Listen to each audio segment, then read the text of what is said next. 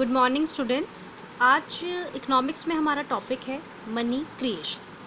अब आज जो हम टॉपिक पढ़ने जा रहे हैं, सबसे पहले तो आप ये ध्यान रखिए कि ये खाली 12th क्लास के पर्पस से ही नहीं, बल्कि आपकी बाद की जो स्टडीज़ रहेंगी उस पर्पस से भी बहुत ज़्यादा इम्पॉर्टेंट है। ठीक, अब दूसरी चीज़ है कि भाई हमने अभी तक कमर्शियल बैंक पढ़ा, सही, लेकिन ये जो कमर्शियल बैंक होता है या इसके फंक्शंस हमने जो पढ़े हैं, कभी कभी ऐसा ख्याल नहीं आता कि भाई ये बैंक जो है वो पैसा कमाता कैसे है। क्योंकि हम जब जमा करते हैं तो वो हमें इंटरेस्ट भी देता है, सब लोन भी देता है, तो ये कैसे अपने पैसे कैसे कमाता होगा, कैसे घुमाता है उसे। ठीक, आज हम वही चीज़ पढ़ने जा रहे हैं। अब उसके लिए अगर हम मनी क्रिएशन पढ़ रहे हैं तो आपको एक चीज़ ध्यान में रखनी पड़ेगी कि हम उसके लिए कुछ एजम्पशंस लेंगे। एजम्पशंस मतलब अनुमान लगाएंगे हम उसका कोई, ठीक है, मतलब कोई भी चीज़ एक मानेंगे कि भाई ये चीज़ ऐसे होती है। ठीक, तो उसके अंदर सबसे पहला है हमारा जो फर्स्ट एजम्पशन हम लेंगे वो है all banks are one unit, कि जो सारे बैंक हैं वो एक यूनिट है। अब मतलब इसका क्या हुआ, अब मान लीजिए कि मैंने पैसा कहीं मैंने पीएनबी में जमा करवाया, मतलब मेरा अकाउंट पीएनबी में है, आपका किसी का आईसीआईसीआई में हो सकता है, किसी का एचडीएफसी में हो सकता है, किसी का एसबीआई में हो सकता है, उससे कोई मतलब नहीं है, चाहे बैंक अलग अलग हों बट वो सारे बैंक एक हैं, सही, जितने भी बैंक हैं वो सब एक हैं। तो पहला एजम्पशन तो हमारा यही हो गया, all bank are one unit. दूसरा हो गया ऑल ट्रांजेक्शन्स आर बैंक्ड, मतलब कि अब सपोज़ करो कि मेरे पास जो पैसा था, मैं उससे गई, शॉपिंग मैंने करा, अपने क्लोथ्स ख़रीदे और मैंने उसको वो पैसा दे दिया, या फिर मैंने राशन की दुकान वाले को कुछ दे दिया, हो सकता है फिर मैंने ज्वेलरी शॉप वाले को भी कुछ पैसा दे दिया हो। अब वो जो मेरा पैसा था वो डिवाइड तो कई जगह हो गया है ना, अब वो तो कैश की फॉर्म में गया या किस भी फॉर्म में गया हो, लेकिन वो सारा का सारा पैसा घूमकर वापस आएगा बैंक में ही। ठीक, मतलब मैंने अगर कपड़े खरीदे हैं तो वो भी तो अपने बैंक में कहीं अपना जमा करेंगे ही ना पैसे। तो जो हम इसलिए ये चीज़ मान रहे हैं कि ऑल ट्रांजेक्शन्स आर बैंक्ड, कि जितनी भी ट्रांजेक्शन है सारी की सारी बैंक्ड ही हैं, क्योंकि वो घूम फिर कर पैसा आएगा बैंक में ही। ठीक, तो हमने दो एजम्पशंस अपनी मानी, एक तो ये कि all banks are one unit, कि सारे बैंक एक यूनिट हैं, और दूसरा ऑल ट्रांजेक्शन्स आर बैंक्ड, कि सारी ट्रांजेक्शन्स जो हैं वो बैंक्ड हैं, सब की सब ट्रांजेक्शन बैंक में ही आती हैं। क्लियर।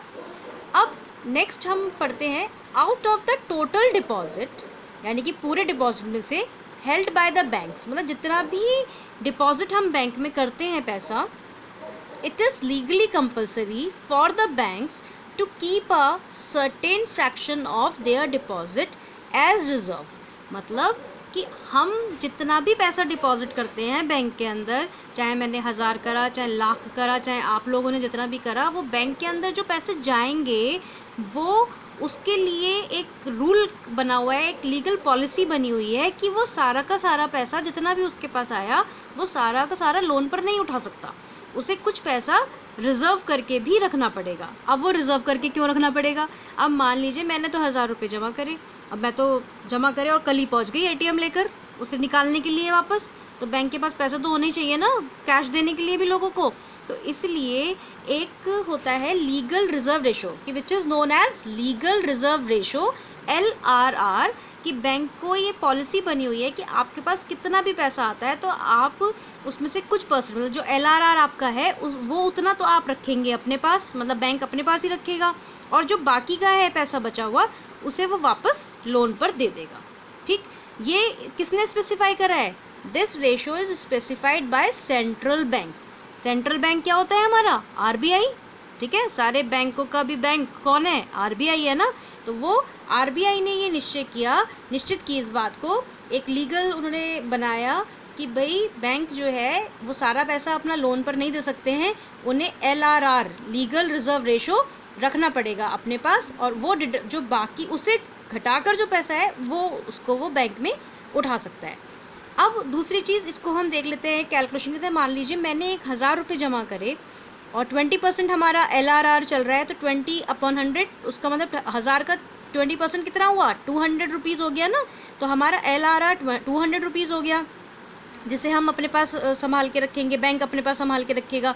तो 1000 में से 200 रुपये माइनस हुए, कितने बचे, 800 को वो लोन पर दे देगा, लोगों को लोन पर, क्योंकि असली कमाई तो बैंक की वही है ना कि वो लोन पर दे और उसे वो अपना इंटरेस्ट अर्न करे, जो हमने लास्ट वीडियो में पढ़ाई है, स्प्रेड, याद आया है कुछ, व्हाट इज़ स्प्रेड, ये आपको लिखकर मुझे देना है, आज का आपका टॉपिक हो गया। तो खैर वो तो हम लास्ट वीडियो में देख चुके हैं। अभी हम जो फ़िलहाल पढ़ रहे हैं वो ये कि हमारी दो एजम्पशंस हैं, जो एक पहली क्या कि सारी बैंक्स एक हैं, और दूसरी जितनी भी ट्रांजेक्शन्स होंगी सारी बैंक में ही होंगी, सारी बैंक में ही आएंगी। और बैंक जो है सारा पैसा अपना मतलब जमा किया हुआ पैसा सारा का सारा लोन पे नहीं उठा सकता, उसे अपने पास कुछ पैसा रखना पड़ता है रिजर्व के तौर पर, जिसे हम बोलते हैं LRR। उसका 20% रेट ऑफ इंटरेस्ट चल रहा है, उसका 20% LRR आपको काट कर रखना पड़ता है अपने पास, और बाकी का पैसा आपको लोन पर देना पड़ता है। अभी हमें यार ये टॉपिक कंप्लीट नहीं हुआ है, लेकिन वीडियो कुछ ज़्यादा लंबी हो जाएगी, इसलिए इस टॉपिक को मैं अभी यहीं ख़त्म कर रही हूँ।